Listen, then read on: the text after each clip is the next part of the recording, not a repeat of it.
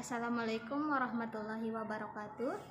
Selamat pagi Ibu dosen dan teman-teman sekalian yang berbahagia. Yang saya hormati dosen pembimbing mata kuliah bimbingan konseling Ibu Darmiani, MPD, dan yang saya banggakan kepada teman-teman sekalian. Pertama-tama, marilah kita panjatkan puji syukur kita kehadirat Allah Subhanahu wa Ta'ala karena telah memberikan rahmat, kesehatan, dan keselamatan sehingga kita dapat berkumpul di kuliah daring kita pada pagi hari ini. Perkenalkan, nama saya Anissa Sapera Romdani. Sebagai moderator dari kelompok 4 akan memimpin acara diskusi kita pada pagi hari ini. Sebelum itu, saya akan memperkenalkan terlebih dahulu anggota dari kelompok 4, yaitu yang pertama adalah Alfian Kori Ursandi sebagai pemateri pertama, yang kedua adalah Ainur Saskia sebagai pemateri kedua, yang ketiga adalah An Umilah Majidah Putri sebagai pemateri ketiga, yang keempat adalah Amanda Isnaini sebagai pemateri keempat, yang kelima adalah saya sendiri Anissa Sapera Romdani sebagai pemateri kelima, dan yang terakhir adalah Anissa Sarifah sebagai pemateri keenam. Adapun susunan acara diskusi kita pada pagi hari ini adalah yang pertama pembukaan, yang kedua adalah penyampaian materi, yang ketiga adalah sesi tanya jawab, dan yang terakhir adalah penutup. Memasuki susunan acara kita yang pertama yaitu pembukaan, marilah kita mulai perkuliahan pada pagi hari ini dengan bersama-sama membaca basmalah. Acara yang kedua adalah penyampaian materi dari kelompok 4. Kepada pemateri pertama, Saudara Alfian Kori Irsandi, saya persilahkan. Ya, baik, terima kasih kepada moderator yang telah memberikan saya kesempatan untuk menjelaskan materi yang pertama ini ya, tentang bidang bimbingan pribadi ya. Apa sih itu bidang bimbingan pribadi? Bidang bimbingan pribadi itu merupakan pelayanan yang membantu peserta didik dalam memahami, menilai, dan mengembangkan potensi dan kecakapan, bakat dan minat, serta kondisi sesuai dengan karakteristik kepribadian dan kebutuhan dirinya serta realistik. Jika dilihat dari penjelasan tadi, apa sih tujuannya dari bidang bimbingan pribadi ini ya? Tujuannya itu tidak lain tuh untuk membantu peserta didik dalam mengenal dirinya sendiri agar dapat menjadi pribadi yang baik serta mengambil keputusan tentang dirinya ya, mengenai dirinya sendiri, tentunya dapat berprestasi yang pada akhirnya ya tujuannya. Bidang bimbingan ini memiliki beberapa pokok materi, yang salah satunya ialah yang ada di layar ini ya. Pengenalan dan pemahaman tentang bakat dan minat pribadi serta penyaluran dan pengembangannya melalui kegiatan-kegiatan yang kreatif dan produktif. Apa sih maksudnya ini? Nanti kita akan bahas dengan kasus ya, dengan memaparkan sebuah kasus agar lebih bisa paham. Ya, sebelum masuk ke kasusnya, tadi dalam penjelasan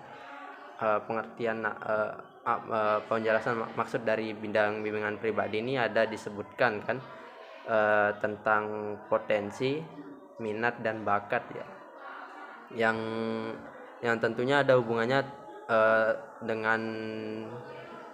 dengan pokok materi yang saya sebutkan tadi, yang saya sebutkan tadi. Apa sih pengertian dari masing-masing itu ya? Yang pertama potensi ya. Yang pertama potensi. Menurut Majedi, potensi itu serangkaian kemampuan, kesanggupan, kekuatan ataupun daya yang mempunyai kemungkinan untuk yang bisa dikembangkan lagi menjadi bentuk yang lebih besar.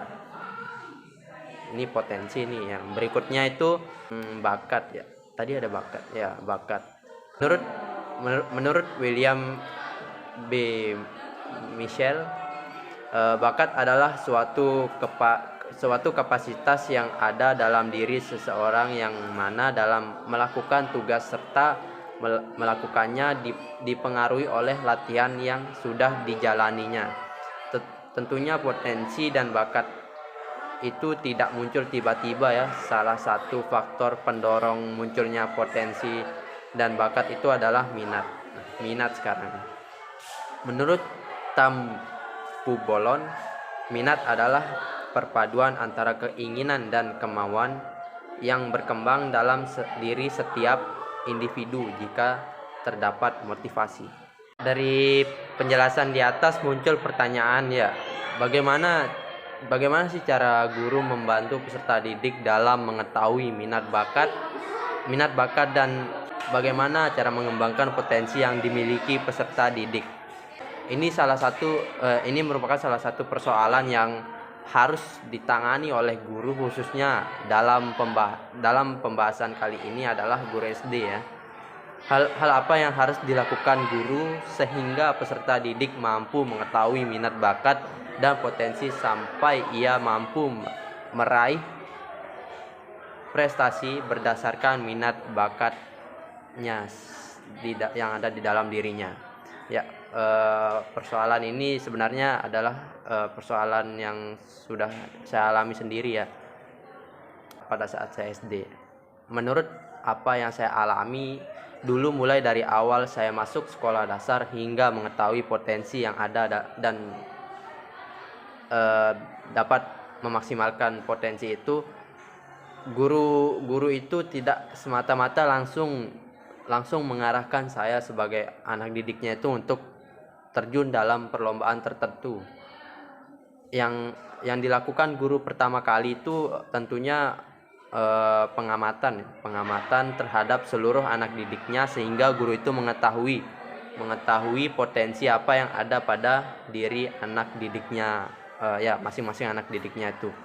Pengamatan tentunya dilakukan seiring berjalannya waktu di dalam proses pembelajaran gitu. Setelah guru mengetahui potensi dari masing-masing anak didiknya, guru itu memberikan wawasan mengenai hal-hal yang sekiranya belum diketahui siswa untuk bisa menggali lebih dalam lagi potensi yang ada di dalam dirinya itu. Nah, ini merupakan salah satu usaha guru untuk membantu siswa dalam belajar sesuai dengan potensinya. Wawasan akan sesuatu hal sehingga potensi yang terpendam dalam dirinya itu tidak diketahui oleh dirinya sendiri. Bahkan guru memberi motivasi untuk terus belajar dan mengembangkan potensi yang ada di dalam diri peserta didik tersebut. Tentunya setelah guru mengetahui melalui pengamatan itu memberi motivasi, tentunya ada pengelompokan dan mengarahkan para peserta didik yang memiliki potensi yang sama untuk bisa mengembangkan potensi yang ada dalam dirinya itu untuk dengan cara latih bersama dan mulai dikenalkan dengan lomba-lomba terkait ya. Seperti contohnya saya dulu itu dikenalkan pada lomba mini bridge, itu perlombaan kartu yang memerlukan perhitungan. Di sana guru itu harus memberikan pelatihan tentang hal tersebut, tentang lomba tersebut, agar para siswa itu bisa mempersiapkan dirinya dan menggali potensinya sehingga dia memiliki keahlian dalam bidang itu dan mampu mengikuti perlombaan. Jika seiring berjalannya latihan tersebut, guru tidak henti untuk memberikan motivasi lagi kepada para peserta didik. Motivasi ya itu sangat penting ya bagi saya, karena berarti juga tidak ada semangat ya. Guru harus tetap memberikan semangat kepada peserta didiknya, dan pada akhirnya tujuan akhir dari pelatihan tersebut adalah perlombaan, yang tujuan dari perlombaan itu harusnya untuk memenangkan lomba tersebut, minimal mencari pengalaman ya. Dan akhir dari kasus ini, teman-teman saya dulu itu bisa menjuarai perlombaan tersebut, dan bisa dibilang guru saya di sini berhasil ya dalam membantu saya untuk mengetahui potensi apa yang dalam diri saya, dan membantu untuk mengembangkannya hingga mengarahkan ke perlombaan yang sekiranya pas untuk saya ikuti dengan potensi yang ada dalam diri saya. Ya mungkin sekian penjelasan dari saya, kurang lebihnya mohon maaf, saya kembalikan ke moderator. Terima kasih atas penyampaian materi dari Saudara Alfian Kori Irsandi. Selanjutnya kita beralih ke materi kedua, yaitu akan dibahas oleh pemateri kita, Ainur Saskia. Kepada Saudari Ainur Saskia, saya persilahkan.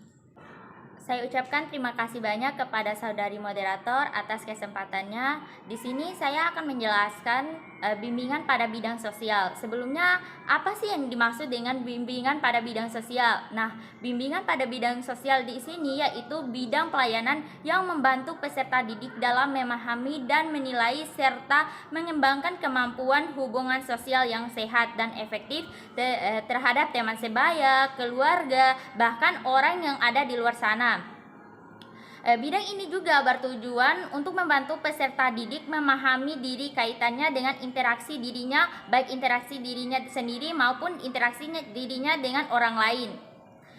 Selain masalah-masalah tersebut, ada beberapa bentuk bimbingan sosial di sini, yaitu yang pertama menjelaskan bagaimana cara kita berorganisasi. Pada bidang bimbingan sosial ini, kita akan diajarkan bagaimana sih cara kita bergaul dengan orang lain, berbicara dengan orang lain. Terus yang kedua, bagaimana cara kita bergaul dengan teman kelompok. Dan di sini kita diajarkan untuk bagaimana cara kita berinteraksi dengan teman-teman yang begitu banyak. Selain membahas masalah problem untuk dirinya sendiri, bidang sosial di sini juga akan membahas masalah dengan individu-individu yang lain. Contohnya di sini pada bidang bimbingan sosial akan menjelaskan bagaimana sih cara kita bersosialisasi dengan teman sebaya, dengan kelompok dan orang yang ada di sekitar kita. Contohnya pada kasus yang terkait dengan masalah bimbingan pada bidang sosial ini. Berdasarkan hasil observasi yang pernah dilakukan pada anak usia sekolah dasar itu, ada beberapa anak yang kesulitan bersosialisasi dengan orang lain, termasuk teman sebayanya.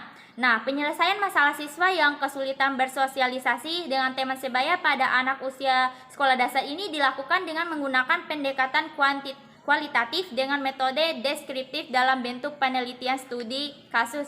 Yang dimaksud dengan pendekatan kuantitatif ialah pendekatan yang di dalamnya akan membahas masalah usulan penelitian, proses hipotesis, turun ke lapangan dan melakukan analisis data dan menghasilkan kesimpulan data sampai dengan penulisan mempergunakan aspek pengukuran. Nah, karakteristik pada peserta didik yang kesulitan bersosialisasi ini dikarenakan adanya perasaan malu dan takut tidak diterima oleh temannya serta lebih senang menyendiri. Nah, kebanyakan anak ini mengalami hal tersebut karena rendahnya kemampuan berkomunikasi dan menjalin hubungan sosial tanpa dilihat ketika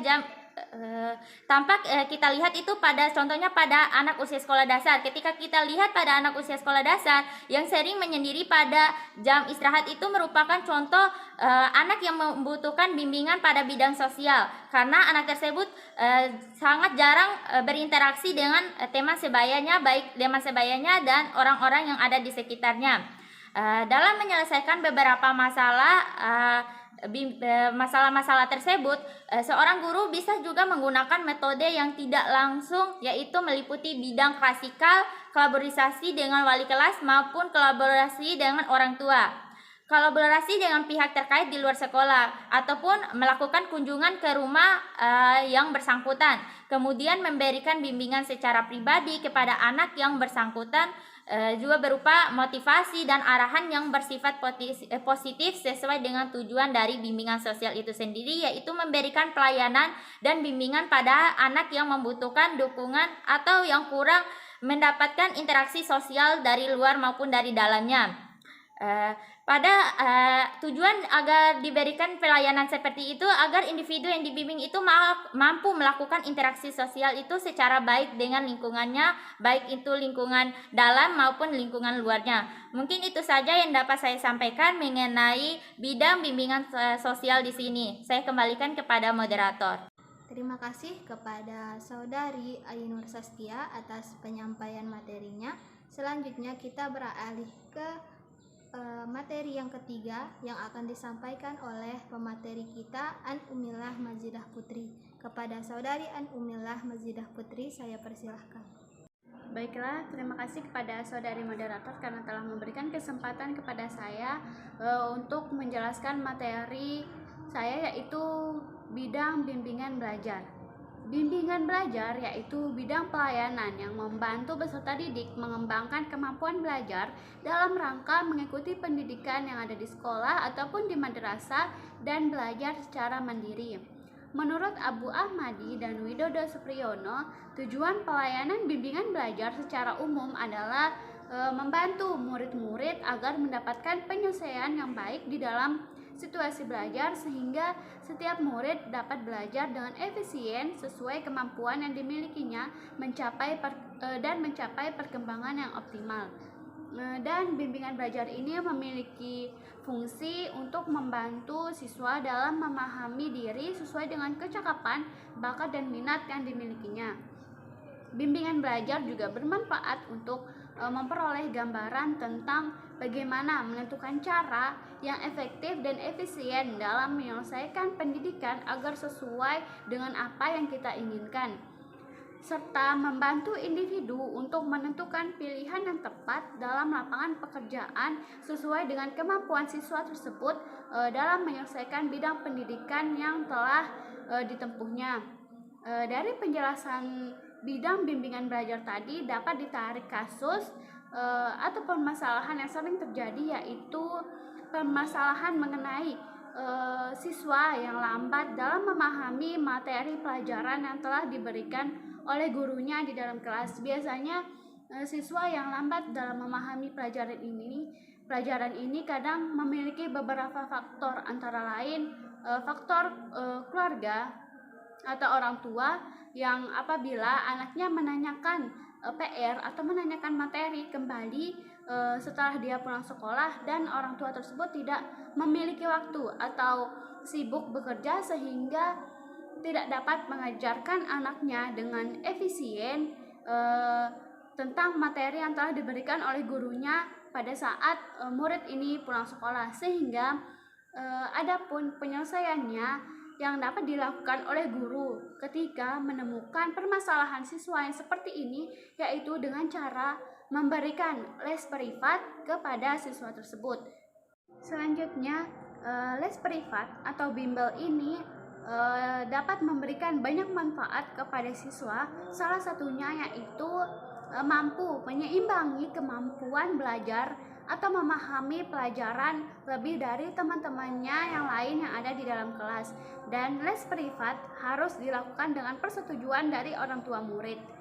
Les privat sendiri adalah pembelajaran di luar sekolah atau di luar jam kegiatan belajar mengajar, namun tetap mengacu kepada kurikulum yang ada di sekolah. Biasanya jumlah siswa les privat tidak lebih dari 4 orang dan durasinya berlangsung selama beberapa jam. Les privat sendiri memiliki beberapa manfaat jika siswa tersebut mengikuti les privat, yaitu yang pertama, meningkatkan kreativitas dan inovasi para siswa. Yang kedua, siswa menjadi orang yang berprestasi. Yang ketiga, siswa memiliki rasa ingin tahu yang tinggi. Yang keempat, siswa memiliki rasa tanggung jawab dan kepedulian terhadap kelompok yang lebih kecil.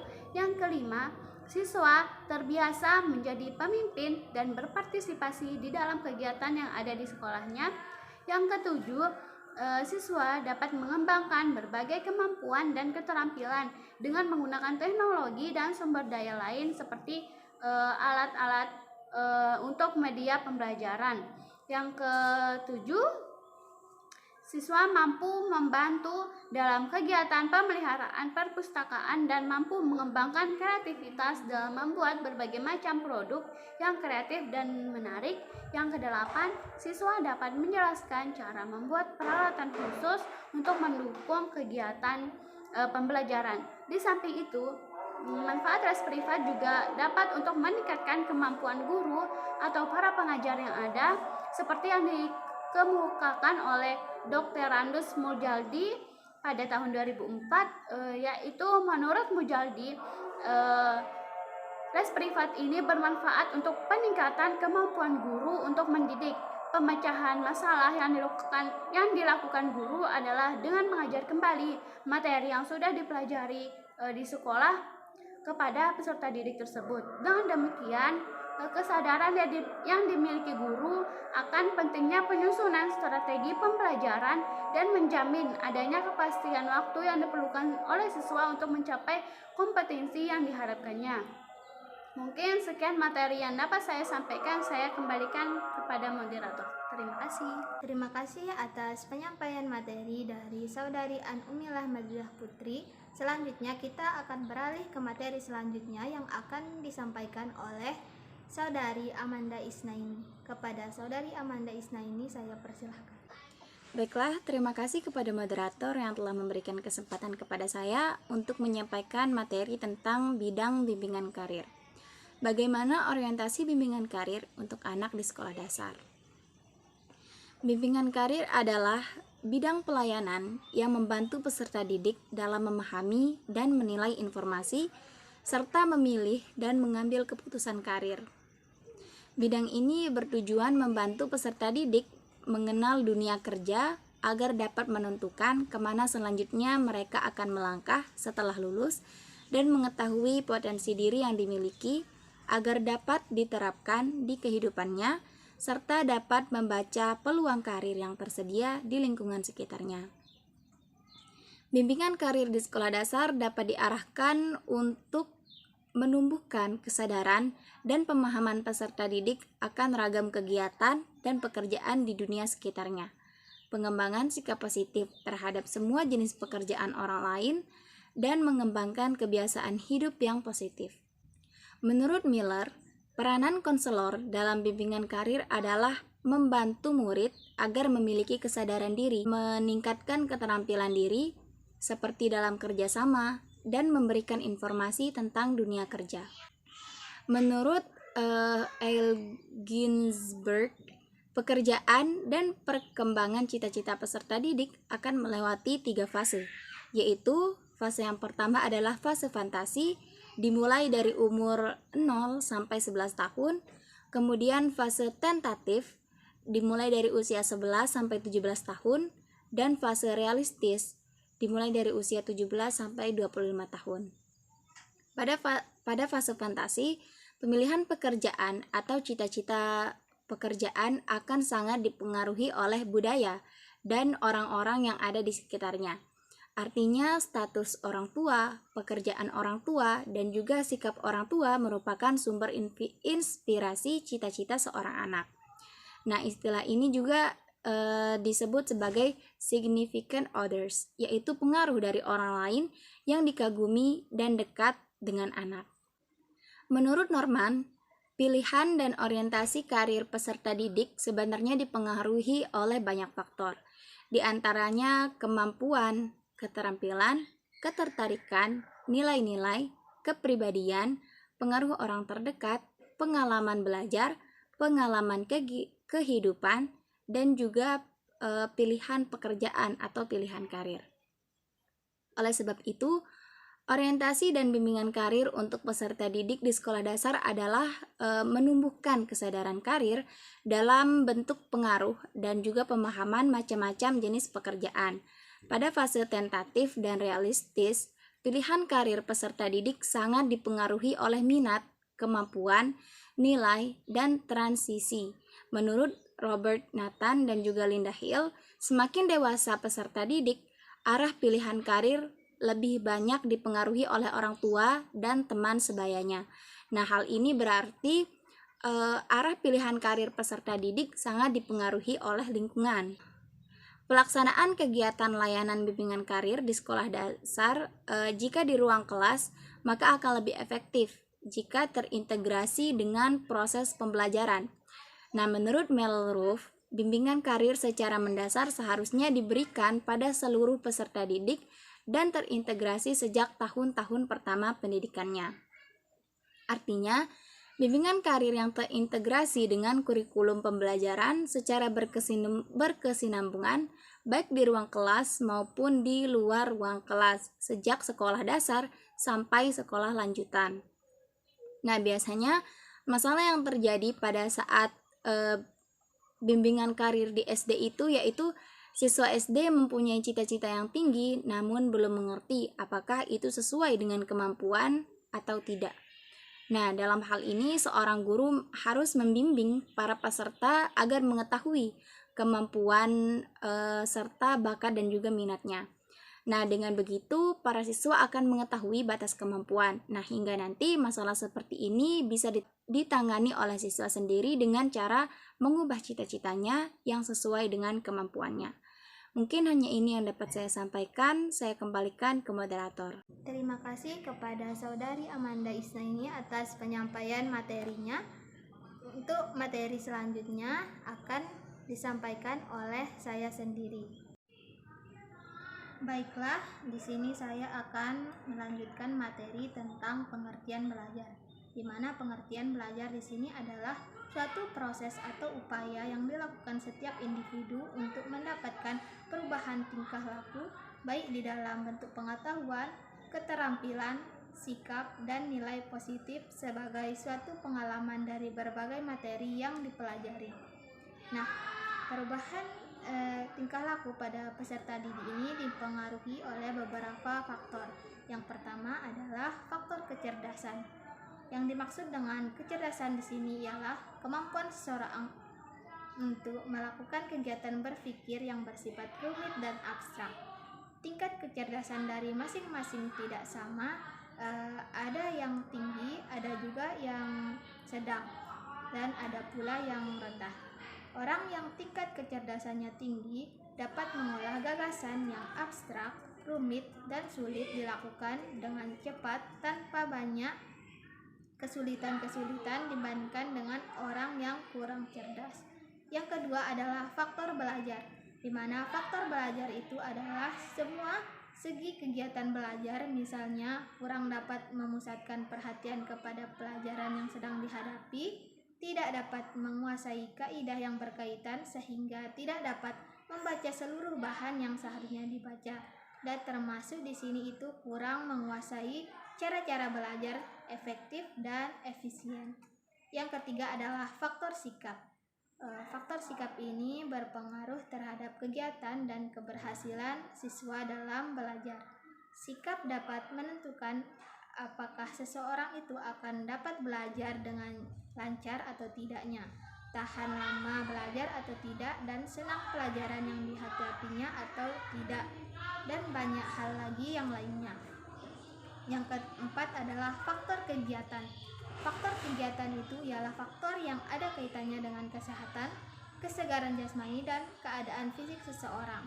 Sebagaimana telah diakui, badan yang tidak sehat membuat konsentrasi pikiran terganggu sehingga mengganggu kegiatan belajar. Yang kelima adalah faktor emosi dan sosial. Faktor emosi ini seperti tidak senang dan rasa suka, dan faktor sosial seperti persaingan dan kerjasama sangat besar pengaruhnya dalam proses belajar. Yang keenam adalah faktor lingkungan. Faktor lingkungan ialah keadaan dan suasana tempat seseorang belajar. Suasana dan keadaan tempat belajar itu turut juga menentukan berhasil atau tidaknya kegiatan belajar. Nah, di sini saya akan menyampaikan upaya guru dalam menghadapi faktor perubahan tingkah laku di dalam belajar. Guru itu adalah unsur terpenting dalam pendidikan di sekolah. Masa depan anak didik itu banyak tergantung kepada guru.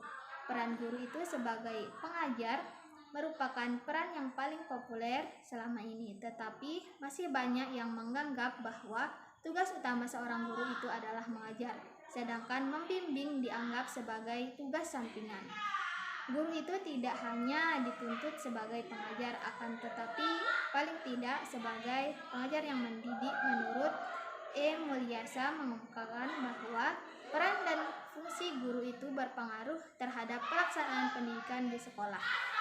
Di antara peran dan fungsi guru tersebut adalah sebagai berikut. Yang pertama adalah sebagian pendidik dan pengajar, sebagai anggota masyarakat, yang ketiga sebagai pemimpin, dan keempat sebagai administrator, dan kelima sebagai pengelola pelajaran. Guru hendaknya mampu mengembangkan ilmu yang dimiliki dan mampu melaksanakan keterampilan-keterampilan mengajar. Guru hendaknya memiliki pengetahuan dan pemahaman yang cukup tentang media pendidikan sebagai alat komunikasi untuk lebih mengefektifkan proses belajar mengajar. Sekian materi dari saya. Kurang lebihnya mohon maaf. Wassalamualaikum warahmatullahi wabarakatuh. Selanjutnya, materi yang terakhir akan disampaikan oleh pemateri kita, yaitu Anissa Sarifah. Kepada Saudari Anissa Sarifah, saya persilakan. Baik, terima kasih atas kesempatan yang sudah diberikan oleh moderator. Di sini saya Anissa Sarifah selaku presentator terakhir dari kelompok 4. Saya akan membahas mengenai tujuan bimbingan belajar. Sebelum membahas tujuan bimbingan belajar, tentu kita harus mengetahui apa itu bimbingan belajar. Bimbingan belajar merupakan bantuan atau bimbingan yang diberikan oleh guru kepada peserta didiknya untuk mengembangkan kemampuan peserta didik sesuai dengan minat dan bakat yang mereka miliki. Secara umum, tujuan bimbingan belajar itu ada 3. Yang pertama, pengembangan sikap dan kebiasaan yang baik. Di sini guru bertugas untuk membimbing peserta didiknya agar peserta didik itu memiliki kebiasaan yang lebih baik dalam hal tanggung jawab membuat tugas, dalam hal menghormati guru, bagaimana sikap yang baik terhadap guru, dan lain sebagainya. Yang kedua, menumbuhkan sikap disiplin dalam belajar.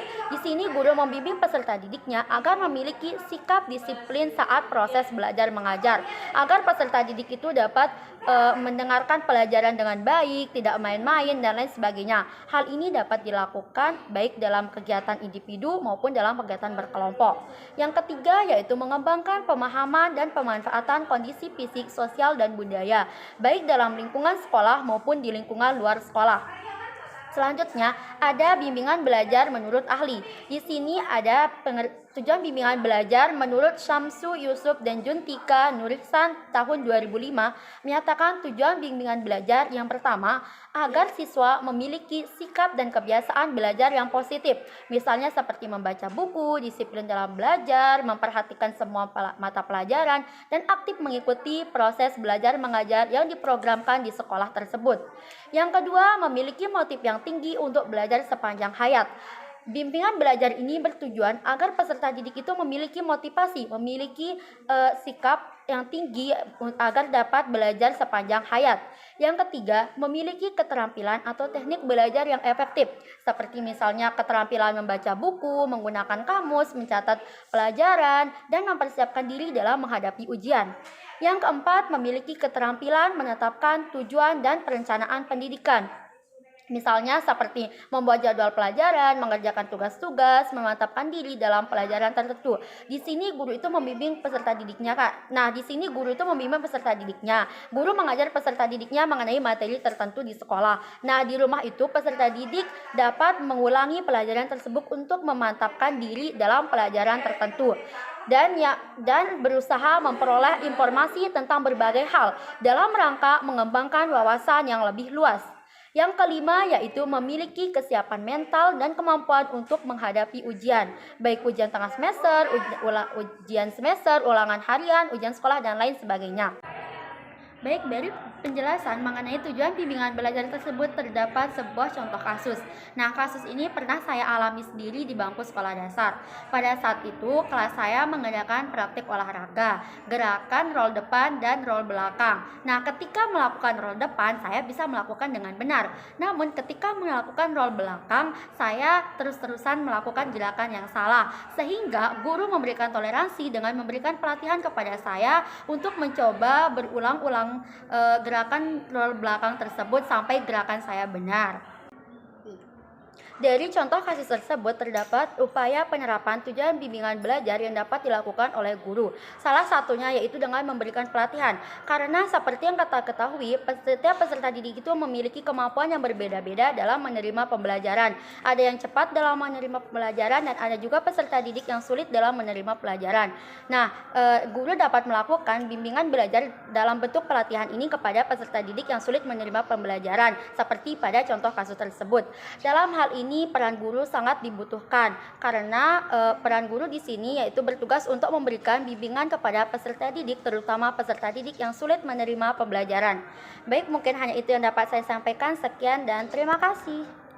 Sekian penyampaian materi dari kelompok 4. Kurang lebihnya mohon dimaafkan. Wabillahi taufiq wal hidayah. Wassalamualaikum warahmatullahi wabarakatuh.